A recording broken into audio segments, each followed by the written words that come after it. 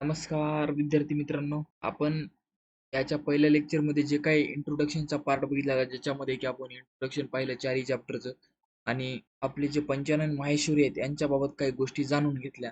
आता आपण ऍक्च्युली या युनिट मधल्या पहिल्या चॅप्टरला म्हणजेच रिप्रोडक्शन इन ऑर्गॅनिझम हा चॅप्टर सुरुवात करणार आहोत. आणि ह्या चॅप्टर मध्ये जे काही आपण ऍक्च्युअल पार्ट पर्यंत जाण्या अगोदर ही बेसिक माहिती आहे ती बेसिक माहिती आपल्याला पहिल्यांदा जाणून घ्यायची आहे. नेमकी तिच्यात काय बाबा दिलेलं आहे किंवा बेसिक स्ट्रक्चर आपल्याला याच्यावरून समजून येईल नेमकं काय आहे या चॅप्टर मध्ये. चला ठीक आहे मग, तर स्टार्ट करूया. Chapter first, reproduction in organism. याच्यामध्ये दोन पार्ट आपल्याला महत्वाचे आहेत आणि तेच आपल्याला पाहायचे आहेत. म्हणजेच फर्स्ट म्हणजे असेक्शुअल रिप्रोडक्शन आणि सेकंड सेक्शुअल रिप्रोडक्शन. हे दोन मेन पार्ट आहेत जे की आपल्याला या चॅप्टर मध्ये पाहायचे आहेत. चला तर मग स्टार्ट करूया चॅप्टरला.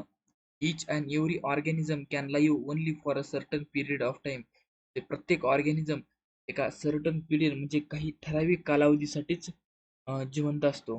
ते the period from birth to natural death of an organism is represent life span. आता एखाद्या ऑर्गॅनिझमची बर्थ झाली तोपर्यंत त्या ऑर्गॅनिझमची नॅचरल डेथ होत नाही तोपर्यंतचा जे कालावधी असतो ना त्याला लाईफ स्पॅन म्हणायचं. लाईफ स्पॅन म्हणायचं. काय म्हणायचं? त्या कालावधीला लाईफ स्पॅन म्हणायचं.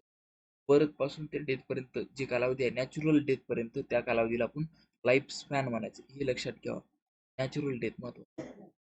Life span of a few organism are given figure. मागच्या सेकंड पानावर काही ऑर्गॅनिझम आहे, काही जीव आहेत, त्यांचा लाईफ स्पॅन दिलेला आहे आणि दुसरे काही आहेत ज्यांचा आपल्याला शोधून काढायचं आहे.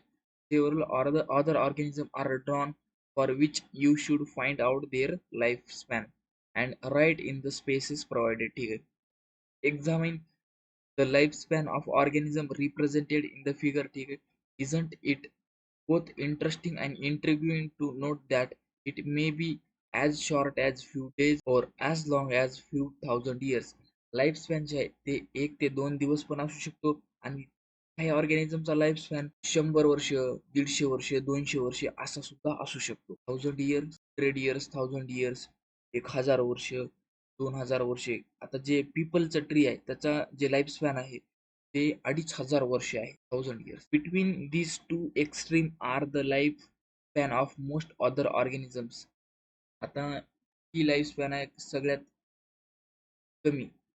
एक असा ऑर्गॅनिझम असेल की त्याची लाईफ स्पॅन खूप कमी असेल, 1 ते 2 दिवस असेल. एक असाही असेल ज्याची लाईफ स्पॅन खूप जास्त असेल. जसं की ट्रीच्या केसमध्ये बघितलं आपण, पीपल ट्रीच्या केसमध्ये किती असते त्याची life span? That is 2500 years. 2500 years त्याची लाईफ स्पॅन असते. आणि माईट फ्लायची 2 ते 3 दिवस असते. जे बाकीचे ऑर्गॅनिझम आहेत त्यांची जी लाईफ स्पॅन असते ना त्या दोघाच्या मध्ये असते. 2500 ते 3000 त्याचा लाईफ स्पॅन 2500 ते 3000 इयर्स आहे. आणि ज्याची लाईफ स्पॅन 1 ते 2 दिवस आहे यांच्या दोघांच्या मध्येच बाकीचे जे ऑर्गॅनिझम आहेत त्यांची लाईफ स्पॅन काही एक्सेप्शन सुद्धा असू शकतात. यासाठी you may note that life span of organism are not necessarily correlated with their size. Life span जे आहे त्यांच्या साईज सोबत आपण कधीच रिलेट करू शकत नाही. कोणाची साईज छोटी असेल, कोणाची साईज मोठी असेल. असं नाही की छोटी साईज असणाऱ्याची लाईफ स्पॅन कमीच असेल आणि मोठी साईज असणाऱ्याची लाईफ स्पॅन जास्त असेल, असं काहीही नाहीये. The size of crow and parrot are not very different, yet their lifespan show a wide difference. आता कावळा आणि पोपट यांची जी साईज आहे ती जवळपास सारखीच आहे, मात्र यांची जी लाईफ स्पॅन आहे ती खूप वेगळी आहे. यांच्या लाईफ स्पॅन मध्ये खूप जास्त फरक आहे. जे क्रो आहे ते जवळपास 15 वर्षे त्याची लाईफ स्पॅन आहे आणि जो पोपट आहे त्याची लाईफ स्पॅन 140 वर्षे आहे. Similarly a mango tree has much shorter life span as compare to a peepal tree. जवळपास आपण जर बघितलं पीपल ट्री आणि मँगो ट्री साईज जवळपास सेमच आहे, थोडीफार कमी जास्त असू शकते. मात्र पीपल ट्रीची आणि मँगो ट्रीची जी लाईफ स्पॅन आहे ती सारखी आहे का? नाहीये. पीपल ट्रीची लाईफ स्पॅन खूप जास्त आहे, मँगोची कमी आहे याच्या कंपेअरमध्ये. Whatever with life span, death of every individual organism is certainty. Yes, fix आहे. No individual is immortal. कोणीही अमर नाही except single cell organism. Single cell organism जर सोडले तर सगळेच जे आहेत ते इमॉर्टल आहेत. सिंगल सेल ऑर्गॅनिझमच का इमॉर्टल आहेत हे सांगतो तुम्हाला. सिंगल सेल ऑर्गॅनिझम आहे याच्यामध्ये काय असते माहिती आहे का? ही सेल डिवाइड होते, 2 सेल बनवते. सिंगल सेल ऑर्गॅनिझम तेच. आता समजा आपण अमिबाचं एक्झाम्पल घेतलं. अमिबा जे आहे ते बायनरी फ्युजन डिवाइड करतो, 2 सेम सेल बनवतो. त्यांच्यामध्ये सेल डिव्हिजन हेच रिप्रोडक्शन आहे. ही मदर सेल आहे आणि मदर सेल सारखीच डॉटर सेल बनते. ही सेल आणि सेल सेमच असतात. त्याच्यामुळे ह्यांच्यामध्ये इमॉर्टॅलिटी येते. Except single cell organism. Why do we say there is no natural death in single cell organism? याचा आन्सर तुम्हाला मिळालंच असेल. Give this reality. Have you ever wondered how vast number of plants and animal species have existed on the earth for several thousand years?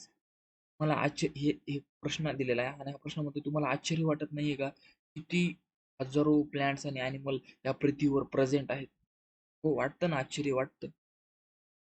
He diversity कशामुळे आली? त्याचा answer, there must be some processes in the living organism that ensure this continuity. आता पहिल्यांदा म्हणजे पहिल्या ज्या पिढ्या आहेत त्या पिढ्यामध्ये एवढे ॲनिमल होते, एवढे प्लॅन्ट्स होते. तेच आता त्याच्यापेक्षा जास्त आहेत. ही कंटिन्युटी कशामुळे मेंटेन केली? या कंटिन्युटी मेंटेन करण्यासाठी काहीतरी प्रोसेस असतील. तर ती प्रोसेस कोणती असणार? कंटिन्युटीसाठी process. Yes, we are talking about reproduction. तर ती प्रोसेस कोणती असणार? रिप्रोडक्शन. प्रजनन या प्रोसेसमुळेच आता सध्या कंटिन्युटी टिकलेली आहे. Something that we take for granted. चला तर मग आपण काही ऑर्गॅनिझमची इथं आता मागच्या पॅसेजमध्ये सांगितलं होतं की काही ऑर्गॅनिझमची लाईफ स्पॅन दिलेली आहे आणि काहीची आपल्याला फाइंड आउट करायची आहे. तर बघा, जे दिलेली आहे ते पाहता. क्रोची जी लाईफ स्पॅन आहे ती 15 इयर्स आहे. पॅरोटची 140 इयर्स आहे. क्रोकोडाईल 60 इयर्स हे तुम्हाला पाठ पाहिजे. टॉर्टाईस 100 to 150 इयर्स. बाकीचे आहेत त्यांची लिहू आपण. बनियन ट्रीची लाईफ स्पॅन जी आहे ती 200 ते 250 इयर्स असते. 200 ते 250 इयर्स. फ्रूट फ्लायची जवळपास फ्रूट फ्लाय म्हणजेच हॉर्सची जी आहे 25 to 30 years. 25 to 30 years. Banana sorry banana tree पण 25 इयर्स लाईफ स्पॅन आहे. Cow 15 to 20 years. काऊची लाईफ स्पॅन 15 to 20 इयर्स. डॉगची जवळपास 10 ते 13 किंवा 15 वर्ष असू शकते. 10 ते 15 वर्ष. Elephant 60 to 70 years. एलिफंटची लाईफ स्पॅन 60-70 इयर्स. आणि रोज प्लांटची life span of rose plant is 6 to 7 week. 6 to 7 years. Life span 6 to 7 years. आणि तो मी म्हणलं होतं की हा फ्रूट फ्लाय याची जी लाईफ स्पॅन आहे जवळपास 2 वीक. 2 हप्त्यापर्यंत ही फ्लाय जाऊ शकते, राईट? तर चला मग, इथं बघा हे काय दिले, approximate life span of some organism. म्हणजे ह्या ज्या लाईफ स्पॅन आहेत त्या एक्झॅक्ट आहेत का नाहीयेत, हे अप्रॉक्सिमेशन मध्ये दिलेले आहेत, कमी जास्त. आता म्हणजे त्याला या चॅप्टर मधली बघायची आणि ती म्हणजे रिप्रोडक्शन मध्ये काय पाहिजे. तर हे बघा, it is defined as a biological process. Reproduction ही एक बायोलॉजिकल प्रोसेस आहे in which organism give rise to young ones. आता रिप्रोडक्शन मध्ये जे काही त्यांची यंग वन्स जे काही मुलंबाळ जन्माला येतात त्यांना आपण ऑफस्प्रिंग म्हणतो. Similar to itself, the offspring grow, mature and in the term produce new offspring. तेच काय रिप्रोडक्शन. हा, तर ही एक ऑर्गॅनिझम आहे, याच्यामध्ये रिप्रोडक्शन झालं, ऑफस्प्रिंग बनली. ही ऑफस्प्रिंग बनली. कोणता तरी ऑर्गॅनिझम आहे, ही ऑफस्प्रिंग बनली. ही ऑफस्प्रिंग मध्ये पुन्हा मॅच्युरिटी येणार, आधी ग्रोथ करणार, पुन्हा मॅच्युअर होणार. मॅच्युअर झाल्यानंतर ही ऑफस्प्रिंग सुद्धा काय करणार, नवीन ह्याचा यंग वन प्रोड्यूस करणार. सेम त्याच्यामध्ये सुद्धा तीच does. There is a cycle of birth, growth, death. Reproduction enable the continuity of species. हे महत्वाचं आहे, पेपरला पण येऊ शकते. Reproduction enables continuity of species. स्पेसिसची जी कंटिन्युटी आहे ती कशामुळे टिकलेली आहे सध्या? रिप्रोडक्शनमुळे, प्रजननमुळे. जनरेशन आफ्टर जनरेशन, एक पिढी दर पिढी. जनरेशन आफ्टर जनरेशन म्हणजे स्पीड दर पिढी. You will study later in chapter 5 principle of inheritance and variation, how genetic variation is created and inherited during reproduction. There is a large diversity in the biological world. Each organism has evolved its own mechanism to multiply and produce offspring. प्रत्येक organism ह्या biological सृष्टीमध्ये प्रत्येक organism आहे ते different आहे. प्रत्येकामध्ये काही ना काहीतरी वेगवेगळेपण आहे आणि प्रत्येकाची जी रिप्रोडक्शन करण्याची मशिनरी आहे ती पण वेगळी आहे. Biological organism evolve its own mechanism to multiply आणि प्रोड्यूस ऑफस्प्रिंग. जसं सिंगल सेल ऑर्गॅनिझम आहे त्यांच्यामध्ये फ्युजन होतं, ईस्टमध्ये बडिंग होते, ह्युमन्समध्ये सेक्शुअल रिप्रोडक्शन होतं. आता प्रत्येक ऑर्गॅनिझम त्याने त्याचं स्वतःचं वेगळं मेकॅनिझम डेव्हलप केलेलं आहे ऑफस्प्रिंग प्रोड्यूस करण्यासाठी किंवा त्याची मल्टिप्लिकेशन करण्यासाठी, रिप्रोडक्शन करण्यासाठी. तर ऑर्गॅनिझम्स हॅबिटॅट म्हणजेच त्याचा निवारा, इट्स इंटरनल फिजिओलॉजी, त्याच्यामधली जी काही बॉडीमध्ये स्ट्रक्चर आहे, बॉडीचं इनसाइड स्ट्रक्चर ते, आणि सर्व अदर फॅक्टर्स म्हणजे इन्व्हायरमेंट असू शकतात, are collectively responsible for how it reproduces. हे महत्वाचं आहे. हॅबिटॅट, इंटरनल फिजिओलॉजी अँड सर्व other factors are responsible for how it reproduce. रिप्रोडक्शनसाठी 3 गोष्टी महत्वाच्या आहेत: habitat, internal physiology and several other factors. Based on the whether there is a participation of one organism or the two organisms in the process of reproduction. It is of two type. Reproduction 2 प्रकारचं आहे. त्याच्यामध्ये एकाच पॅरेंटची involvement आहे किंवा 2 पॅरेंटची involvement आहे याच्यावर आधारित. When the offspring is produced by a single parent with or without the involvement of gamete formation, the reproduction is known as asexual reproduction.